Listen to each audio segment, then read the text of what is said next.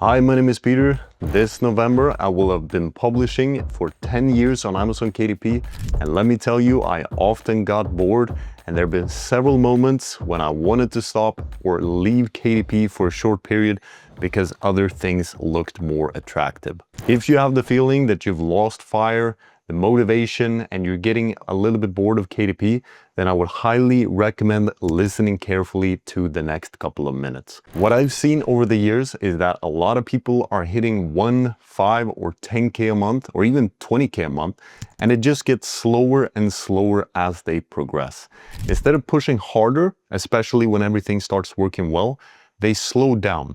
So for example, I did this mistake after 6 months of publishing. I went into other ventures after facing a challenge. I said that, okay, I'm making 5K a month from publishing. What if I could also make 5K a month from affiliate marketing? Then if I combine this, I will be making 10K a month in total. So for me, stopping at that point was because I hit a roadblock that I couldn't overcome. And I used some logic that I definitely will not use again. At another point in my journey, a couple of years ago, I competed in Muay Thai and I was still doing KDP at that time, so I didn't stop completely like I did the first time, but I definitely strayed. I went away more and more from KDP, and I think that was because compared to Muay Thai, KDP wasn't as fun. But then when I got back after the fight, I started looking at my publishing business and I saw these mistakes or these things that weren't being done optimally. Now, these mistakes or these things, they could have cost the business a lot. And I think they did in some regards. I could see that my neglect had impacted the results. But luckily, I was able to regain focus after that. And I also learned that this is where my main focus needs to be if I want to keep growing my publishing business. There are a few challenges that we have with KDP. One of them is that KDP is a linear process. We do the same things over and over again. And isn't it like that with most things? Even personal training, which I think a lot of people are passionate about, can get boring after a while. I don't think people are super excited about counting reps over and over again. Another thing is that it can become boring when we get stuck at something because it seems like it's too big of a challenge to overcome and that we don't know how to deal with it or we don't have the motivation to deal with it. So instead of things being too easy, they are now too hard. So go back to my example where I quit just because I faced a challenge. And I think the sweet spot is when we find a place where we are still challenged to grow and to evolve, but we're not so overwhelmed that it completely stops us.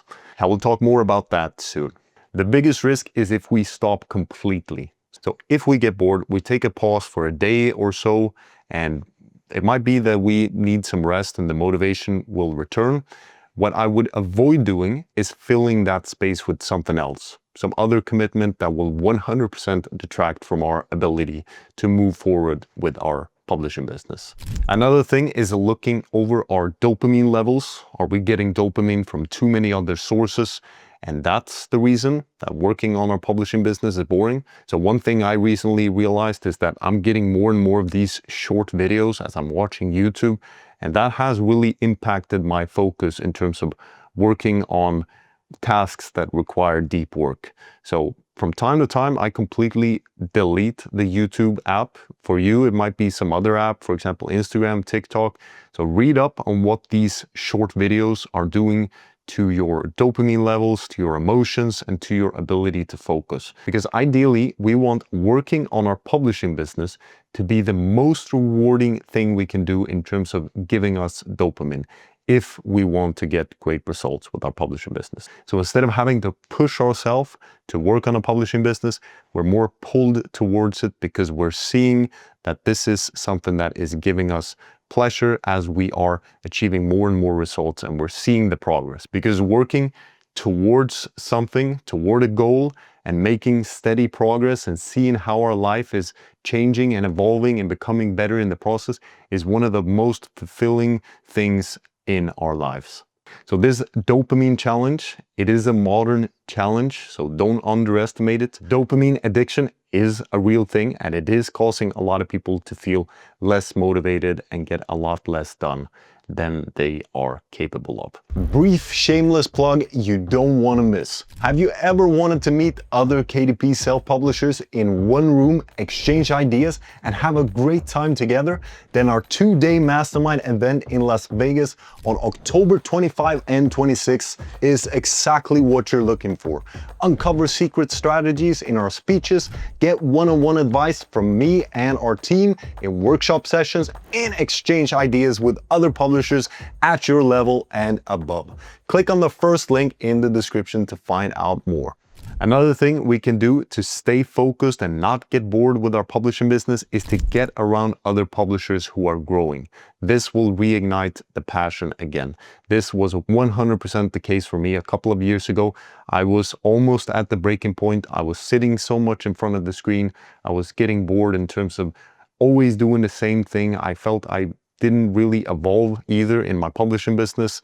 I was hitting somewhat of a roadblock, at least in terms of the money made per book published. And I started looking at other things. I looked at other ventures. I started dreaming again.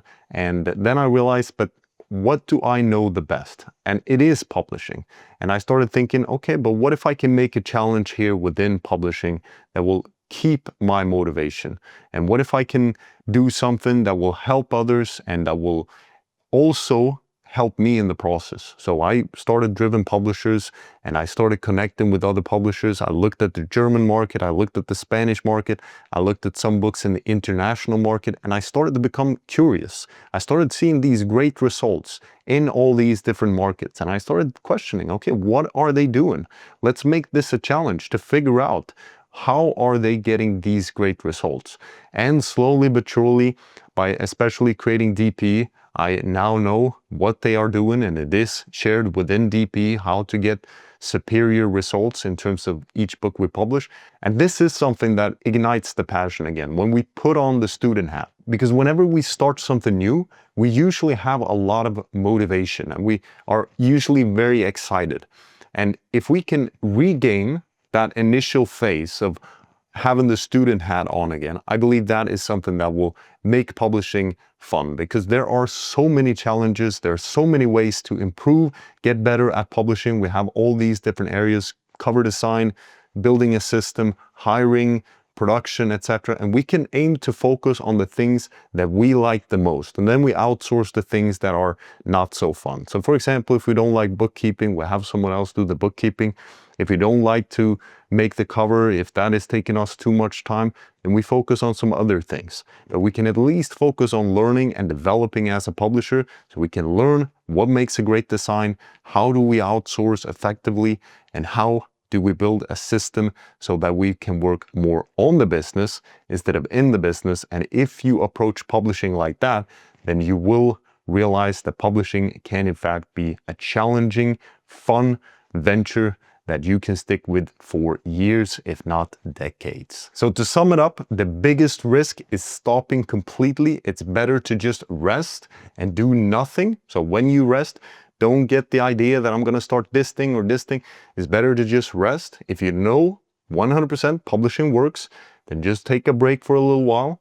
Go back to publishing after that break and see if your passion or your motivation has reignited. The next thing is to find the sweet spot where you are challenged, but you're not overwhelmed. So set goals for yourself for what you want to achieve in terms of results, but also set goals for things that are directly within your control. For example, hiring X number of freelancers in a week, or spending 5 hours a week working on production of a new book, for example. We also talked about lowering our dopamine levels so that we can make it rewarding for us to work on our publishing business. So if we see that we're getting a lot of dopamine from this source, but it's not really giving us anything of long-term value, then we aim to, as much as possible, remove this source of dopamine. And yes, that's going to make us feel probably a little bit low for a short period. But what will happen if we are patient and we are strong and we stay with this, we don't go back to the source, we will realize that other things in life, and especially working on our publishing business, becomes more and more rewarding. And the last thing we discussed was getting around other publishers who are pushing the limits and that will pull you along. For example, you might also start meeting these publishers in real life. So instead of just being in front of the screen, at least in my case, there aren't many people around me in real life that are doing publishing. So getting around other publishers and discussing and talking and perhaps even meeting in real life will then reignite the passion as you are getting new ideas. For example, publishers, if you meet two publishers, they're most likely not doing things the same way. So the shared experiences and the shared learning that can occur in something like that is truly impressive. I've seen it and I continue to see it, and I experience it every time in the group calls inside DP. If you want to learn more about my self-publishing journey and get 7 tips that will help you get better results, then watch this video right here.